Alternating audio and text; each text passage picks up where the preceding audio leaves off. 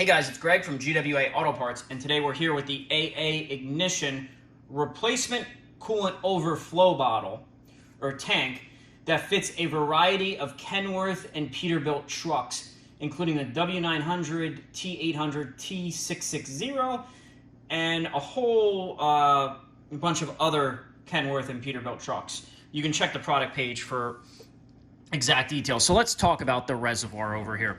So this is going to be a complete replacement reservoir.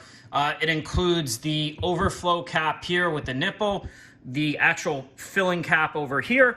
It's going to include a heat shield on this side, just like the factory one, as well as the level sensor on the bottom. Now, one thing you want to make sure that you do anytime you're working on the coolant system, you want to make sure that the truck is completely cool. You should be able to touch the cylinder head of the engine and it should be cool to the touch. From there, you can open the reservoir, you can drain the coolant system and install this coolant tank in the reverse order. Refill the system, bleed the system, and you're good to go. If you guys have any questions about the reservoir, please feel free to reach out to us. We'll be glad to help.